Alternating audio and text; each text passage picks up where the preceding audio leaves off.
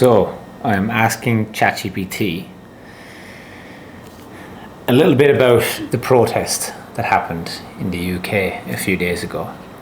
I took the transcript of the Noble Barber podcast by Anthony Laban. Great podcast. He took to the streets in London and started asking everybody questions.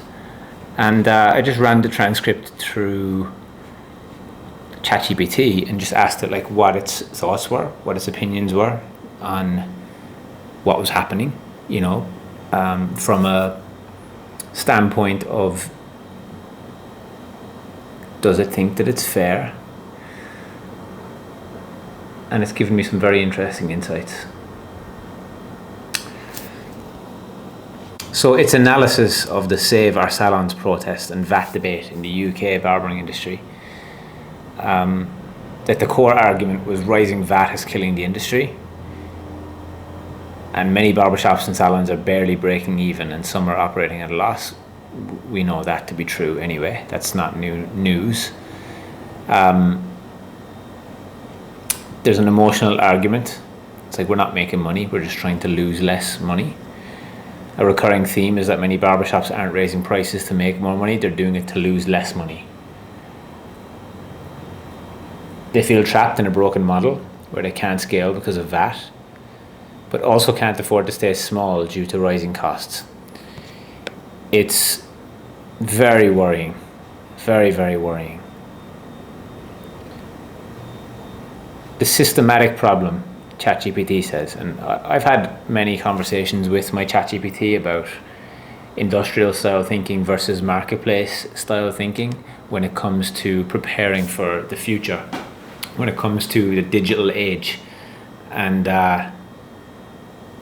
its honest opinion, which is the same as mine, and I didn't prompt it on this, I just asked it what's her honest opinion on this, and ChatGPT's honest opinion is that the industry needs to adapt, not just fight for lower taxes. And I honestly, I couldn't agree more. I totally understand why these barbers and salon owners are frustrated. VAT and rising costs are real issues, but I think the bigger problem is that many in the industry are still clinging to a business model that's dying. Now pause on that and rewind it if you need to, because that's an issue. That is the core of the issue. The business model is dying. And here's where I see the disconnect. Barbers with strong personal brands, a digital first approach, and premium pricing strategies are thriving. Traditional shop owners relying on outdated structures, low prices, mass employment, and walk-in models are struggling. A VAT reduction may offer temporary relief, but it won't fix the real issue.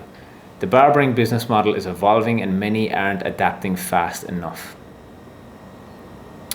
Where I think the conversation should go instead, rather than just protesting VAT, an industry should be having a bigger conversation about rethinking business models, move away from low margin, volume-based businesses, implement pricing strategies that reflect the real value of the service, leverage automation, AI, and digital marketing to increase efficiency. Empowering barbers, not just owners. Personal branding and content creation are now essential. More barbers need to understand marketing, pricing, and value perception. Investing in alternative education and apprenticeships. The current apprenticeship model isn't working.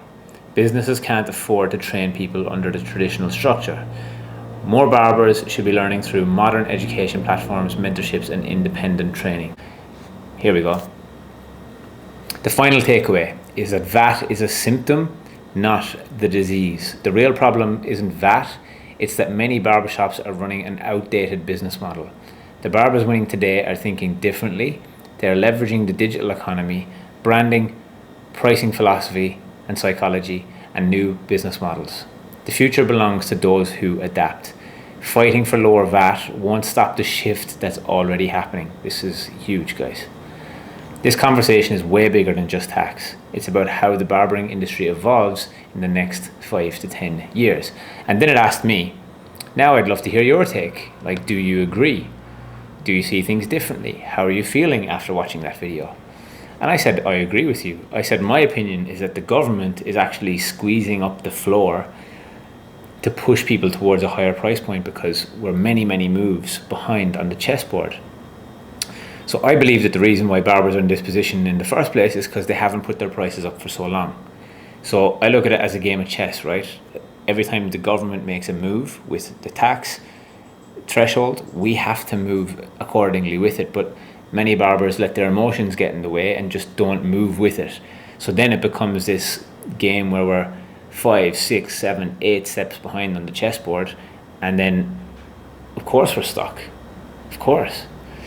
And I brought in, like, it's a little bit like the taxi versus Uber kind of conversation, you know? Like, there's many taxi drivers out there that arguably should be adapting their business model and working in Uber because it's just more flexible and it's the way of the future. It's what the customer wants, right? It's insane, right? So I also asked a really interesting question. I was like, was there any point in that video where people discussed solutions in terms of like putting the prices up, changing business models, or anything like that? And I said, nowhere in that video did anyone discuss raising their prices, adapting their business model, or looking for real solutions.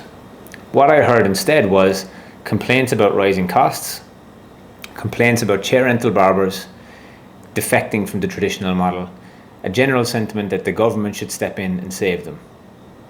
This feels exactly like the taxi driver versus Uber debate. They see the market shifting, but instead of adapting, they're fighting to keep things the way that they were. So yeah, it's a big thing, right? Like, the protest here is rooted in fear.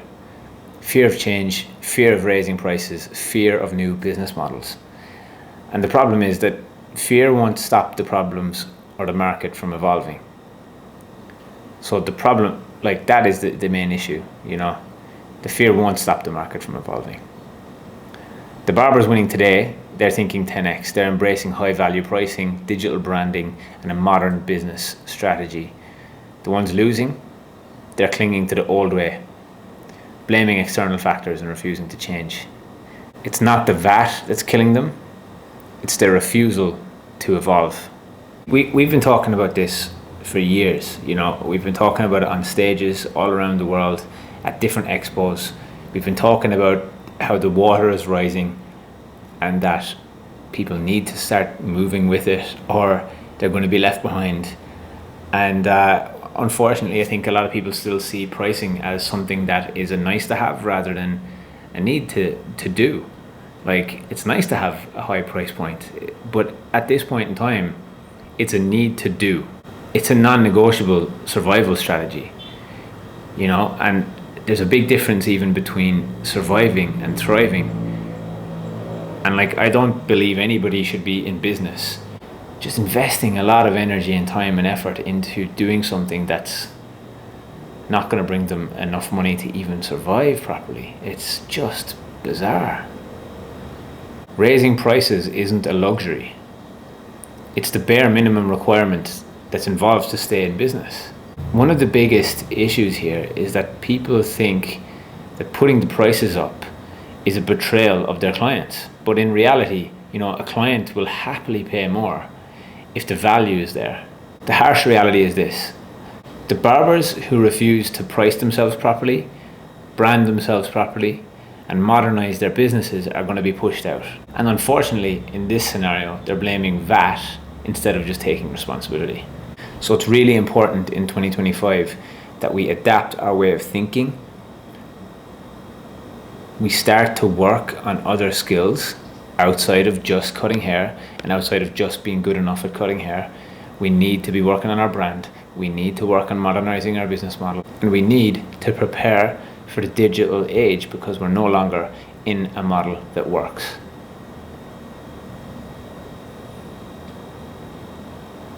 So my suggestion to you would be to leave the model before the model leaves you. We're always looking to help barbers prepare for the digital age. It's what we do, right? We help people increase their prices in a frictionless way. We help people increase their profits. So if that's you, if any of this resonates with you and you want to actually prepare yourself, your business, and your life,